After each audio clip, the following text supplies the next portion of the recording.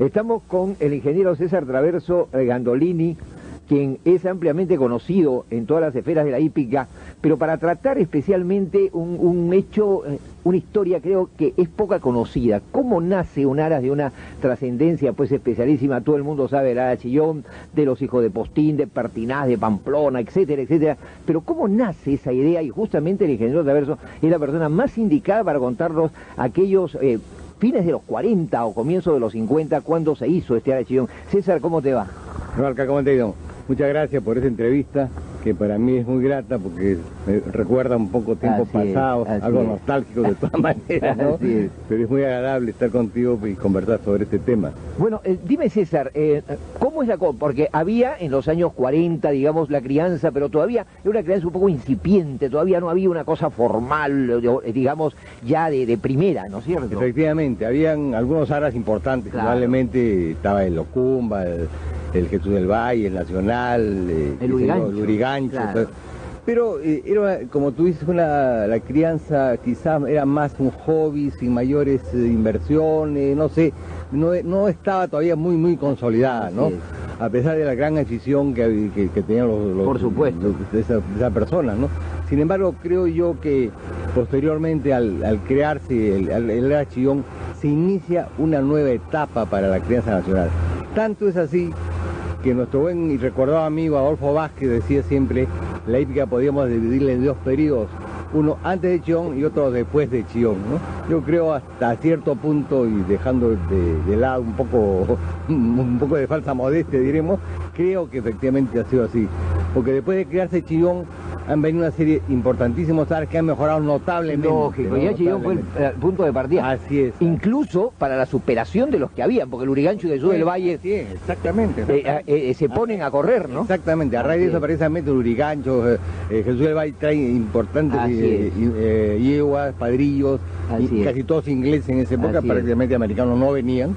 Eran todos ingleses, entonces hay una superación neta de la hípica a partir de esa época. Dime César, hablábamos fuera de micro, que tú me hablabas algo de un aras Nocheto, ¿no es cierto? Que puede ser el punto de partida. Exactamente, mira, don Enrique Ayulo, gran aficionado a la hípica, y que como todos bien saben incluso es el forjador y creador del Jockey Club del Perú, ¿no? Así es, esa es la verdad. Él era socio en el Aras Nocheto, un señor Lois era el socio, pero digamos no tenía mayor injerencia en el manejo de don Enrique, sino este señor Lois era el que manejaba todo, ¿no?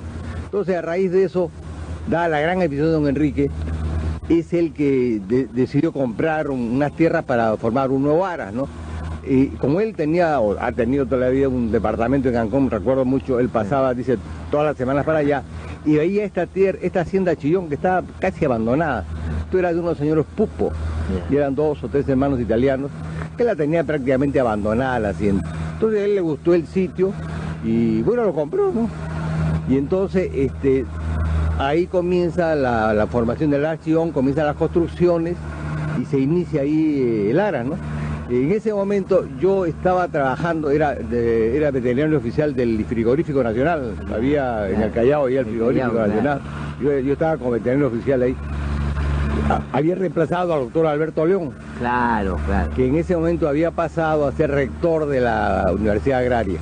Entonces yo lo reemplazo en ese cargo, en el frigorífico, y estaba ahí. Y al formarse Chillón, el doctor León, con quien yo era muy amigo, me dijo, oye, César, me dice, hay esta posibilidad de trabajar en un aras, ¿te interesaría? Bueno, yo he sido siempre incluso mi profesión ha sido dedicada a la ganadería, tanto de vacuna, lanar, bueno, el caballo no había trabajado, sinceramente no había trabajado en caballo de carrera, ¿no? Entonces entré yo a trabajar ahí al Aras Chillón, desde la primera piedra que se puso prácticamente, en la construcción. Mientras se construía, habían algunas yeguas ya se habían separado de las yeguas de Nocheto y quedaron ahí, entonces yo las iba a ver. Estaba Pavada, Relinga, Palanchina, Pandereta eran 4 o 5 yeguas nomás. Y como padrillo tenían a Corsicán. Claro. No, por un tiempo, unos 4, 5 o 6 meses que duró la construcción, parte de la construcción diremos, que después la construcción fue muy grande, la teníamos en Nocheto. Entonces yo iba ahí y de ahí sale Pavero. Claro, que gana el Derby Nacional. Que gana el Derby Nacional. Es una gran carrera de Negro Díaz. Claro. No sé si tú, bueno, tú estabas muy chavo. Claro. Esa carrera la ganó prácticamente en Ortiz Ceballos. Y te voy a decir por qué. En esa carrera toma la punta Pavero y se larga pues por 20 o 30 cuerpos, ¿no? Y al final se paró. Y ganó Insuperable, claro. Y ganó Insuperable, ¿no?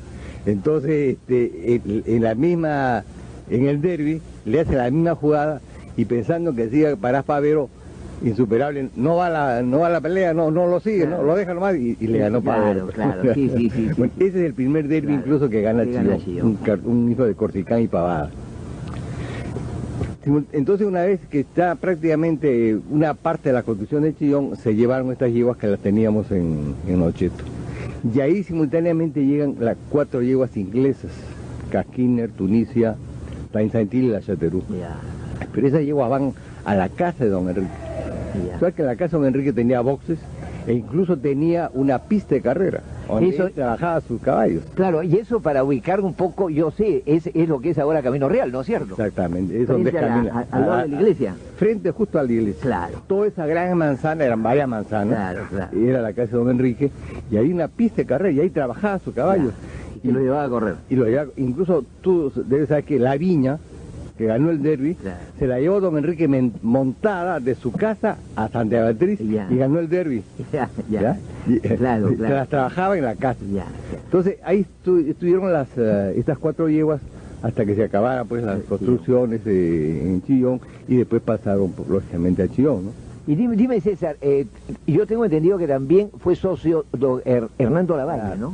Cuando se hace Chillón, entonces entran de socio el doctor Lavalle y don Ernesto. Claro, pero don Ernesto creo yo que no era socio en Ocheto, no estoy muy seguro, ¿no? Claro. Pero ya en Chillón en sí eran los tres grandes, digamos, claro que sí, de la hípica. Claro que sí. Dime César, pero Chillón también se hace cuando llega Postín, todo se concentra de alguna manera, ¿no? Claro, indudablemente, mira, Chillón hemos tenido buenos padrillos, indudablemente, como el primero, como te digo, fue Corticán, después entró ahí Postín, a y después, además en la época esa también teníamos a Sherali, que se trajo con Luis Gancho y con Jesús del Valle, porque de los tres, estaba en Chillón, pero los 3 aras se trajo ese padrillo, ¿no? Que fue muy bueno. Además después ya vinieron otros padrillos, ¿no? Sí. Y llega pues la gran época de los 50 cuando comienza a ganar carreras y ahí viene pues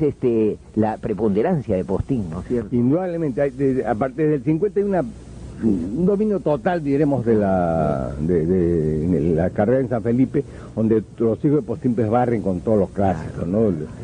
Tú sabes que se ganaron las pollas, los potrillos, las potrancas, las pollas potrancas. Había la leyenda negra de las pollas, porque decían que las Postines no podían ganar las pollas de potranca, ¿no? Solamente de las 9 potrancas que ganaron el cotejo, 2 nomás ganaron la polla, porque fue Poli y Pamplona. Y además no podían ganar, ¿no? Claro. Después ya, bueno, en el derby se ganó. Pero el Gran Premio creo que ha sido el clásico más, digamos, con mayor preponderancia, porque creo que han habido más de 10, ¿no? 11 chillones. 11 chillones y en un espacio de tiempo prácticamente todos los años prácticamente. Lo hemos estado viendo que salvo en el año 54 y por ahí Cores, después todo fue Postín. Todo fue Postín, así es. O sea, definitivamente, pues, yo creo que la conjunción de traer yeguas inglesas, de esa, digamos, se mejoró mucho todo lo que era. Se mejoró mucho. Indudablemente, yo creo que uno de los grandes aciertos de los hípicos de esa época fue crear un gran elevación peruano a base de yeguas inglesas. Y vinieron yeguas muy buenas, ¿no? Mira, yo creo que en pocas partes vino una hija de Nearco, ponte en la época en que Nearco pues era dividido de ahí, y acá vino Horpike, una yegua, una Nearco, no dio mucho, en realidad como ella madre, pero como abuela, ¿verdad? Abuela extraordinaria, fue así. Y entonces eso pues definitivamente creó. Y dime, César, ya digamos, hubo también un sistema de trabajo, que entiendo que los caballos se los llevaban a galopar al cerro. Bueno, mira, nosotros teníamos allá una pista de viruta en una ladera de cerro, ¿no? Era de 1400 metros, ¿no? y galopaban todos los días los potrillos. Pero aparte de eso, y ahí va a venir una anécdota, nosotros hicimos un camino en el cerro, que está justo detrás del área de Chillón, un cerro bastante alto, un camino de herradura de un par de metros más de ancho, y por ahí nos íbamos con los caballos subiendo, bajábamos a unas pampas que hay atrás, y íbamos a dar a Ventanilla, al mar. Ya. Entonces nosotros todos los potrillos nos llevábamos en una época, íbamos una vez por semana ahí, un grupo de potrillos, otro día otro grupo de potrillos, subíamos el cerro, bajábamos esa enorme pampa y se bañaban en el mar, ¿no? Llevábamos la comida de los animales, ahí hay comida, se le daba su ración, y una vez se nos escapó un caballo, un potrillo que se fue hasta Santa Rosa, se le asustó y se fue hasta Santa Rosa. Y otra vez, justamente con Pertinaz, viniendo ya del baño, ese era por las 4 o 5 de la tarde, en esa pampa de repente un avión comenzó a picar ahí, ¿no? Un avión del ejército seguramente, ¿no? Y se asustaron al caballo y Pertinaz se nos escapó. Y se fue, pero menos mal que se fue por el camino que iba a Chillón. Pero llegando a Chillón se subió a un cerro, a la punta de un cerro donde la gente no podía llegar al cerro. Y yo no sé cómo el animal llegó hasta la punta del cerro. Llegó hasta ahí y hacíamos esfuerzo por traerlo, subir, nadie podía subir, los muchachos que subían se resbalaban, se caían, ya se oscureció, vino la noche, eran las 7, 8 de la noche, desesperados, ¿qué hacíamos con el caballo? Y de repente solito comenzó a resbalarse como si tuviera unos patines y se venía resbalando, llegó un poquito lesionado más o menos, pero bien, sin mayores percances, ¿no? Dime, César, de todos estos caballos de esa época, ¿cuál fue el caballo que tú dices, bueno, pasa el tiempo, este fue el mejor o este fue mi engreído de alguna manera, ¿no? Claro, mira, yo creo en los caballos, es una cosa muy subjetiva y muy de simpatía personal. Así es como si una mujer, la mujer para mí me encanta, probablemente a ti no, o al revés, se puede estar así, son cosas muy personales. Yo creo que para mí el mejor caballo que ha habido ha sido Pertinaz. Pertinaz. Yo creo que para mí ha sido el mejor. Claro, caballo de una clase increíble, increíble. Que superó lesiones y esas. Así es, superó lesiones y tenía una clase y un...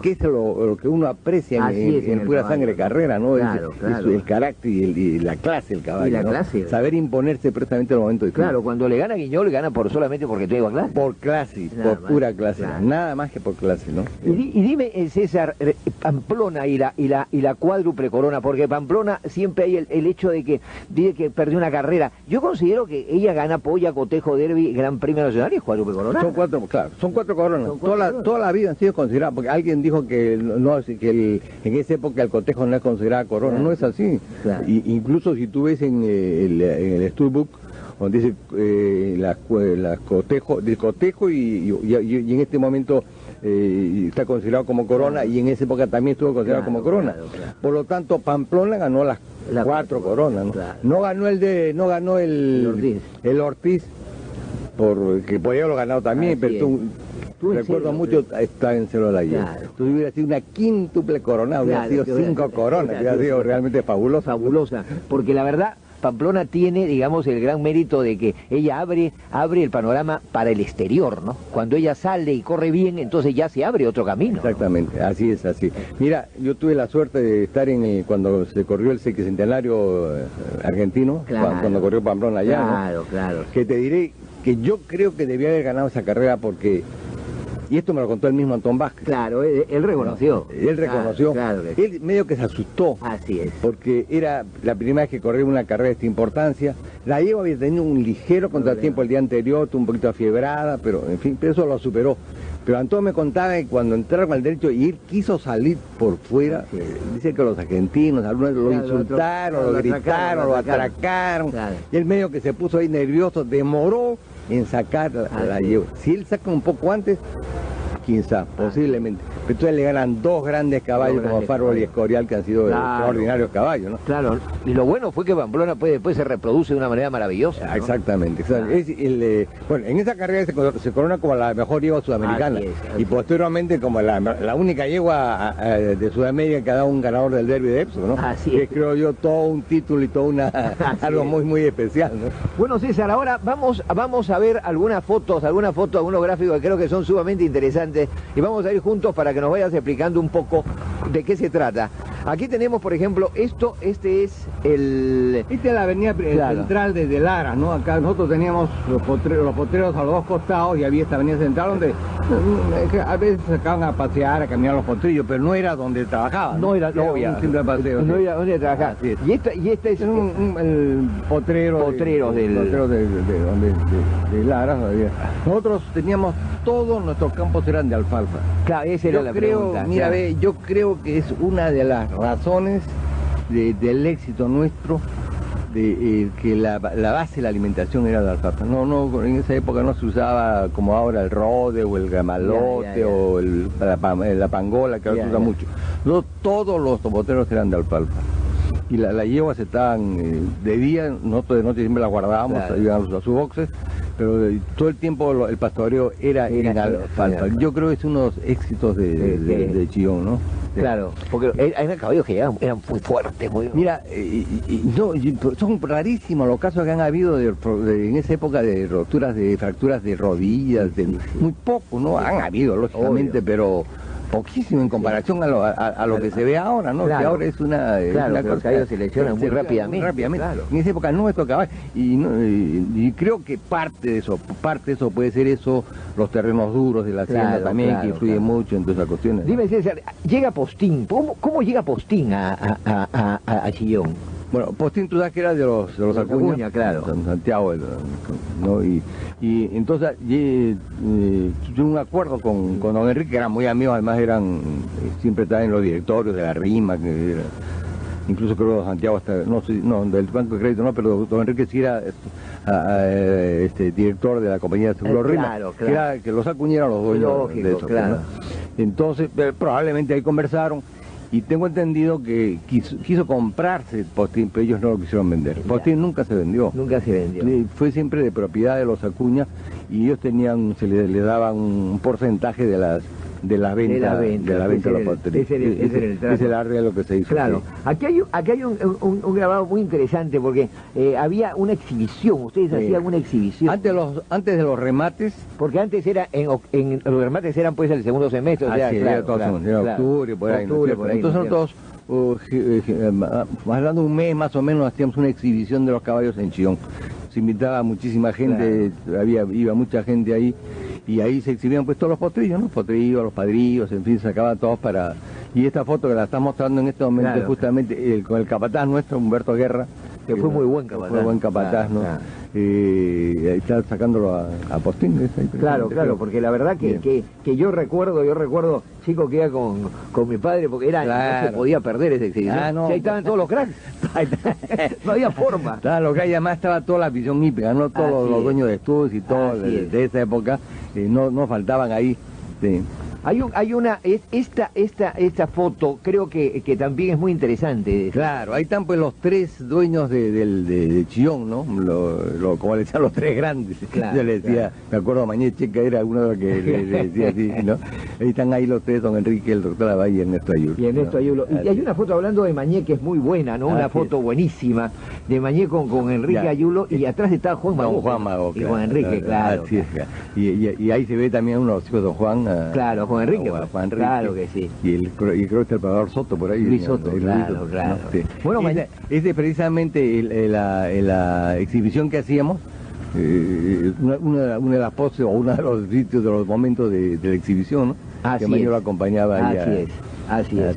Dime, César, pasa el tiempo, tú te dedicas ya, digamos, termina Chillón de alguna manera, siempre has tenido, pues tú has estado en directorio del general Rodríguez Raceto, etcétera, bueno, comencé con Pepe Soller. Claro, claro que sí. Y te voy a decir, mira, fue una candidatura que se gestó, creo, en 2 días.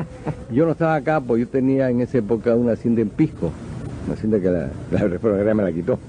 Estaba ahí y me había ido un sábado, creo, a Paracas. Estaba con mi señora ahí. No sé cómo Pepe se enteró de que estaba ahí, avivaría en mi casa, qué sé yo, y me llama ahí. Me dice, oye, ¿sabes que nos vamos a lanzar? Y para mí, yo en la luna diciendo, no tenía el día que... No, le digo, oye, no sé, no, me dijo, no hay nada que pensar porque tenemos que decirlo mañana. Y bueno, pues le dije, vamos. Y salimos, pues, ¿no? Bueno, y después de Pepe, entré con el general Rodríguez Aceto, estuvimos con él, ¿no? Claro, y ya lo último, inclusive ya pues en la asociación de criadores, ¿no es cierto? Bueno, la asociación de criadores, estoy de directora pues hace 30 años, 30 más años, ¿no?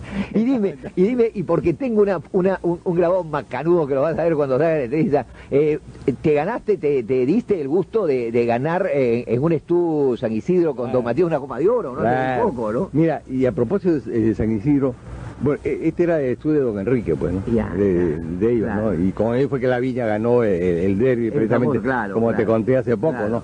Entonces, como yo, por supuesto, pedí consentimiento a la familia para que pasaran me dieron el canto de la vida, ¿no? Claro, Entonces, me han cedido ese Claro. Y con ese tour, con Don Matías, nos ganamos pues Claro. la Copa de Oro, ¿no? Claro. En una tarde sensacional. Creo que fue un caballo buenísimo, Claro, ¿no? claro, que ganó en la meta. Sí. En la meta ganó. Y hay una fotografía que salió, creo que en Estudio Supoya o en Prismático, donde tú ves la llegada de esa carrera, donde está Aguilar al medio con Don Matías y al costado está nada menos que Talaverano Y Jacinto. Eran dos monstruos de esa época, ¿no? Y Aguilar está ganando ahí por una cabeza. Así es. Bueno, César, ha sido pues muy grato estar contigo, hemos recordado, hemos pasado lindos momentos y bueno, si te queda alguna cosa antes de despedirte, encantado de la vida. Bueno, solamente agradecerte de haberme dado esta oportunidad de recordar tiempos pasados, ¿no? Que siempre son muy gratos y que ojalá todo vaya bien para la hípica y un llamado hoy en día a la unión de todos los sitios que todos necesitamos para sacar adelante esta institución que tanto queremos. Así es, más que nunca. Así es. Muchas gracias, César.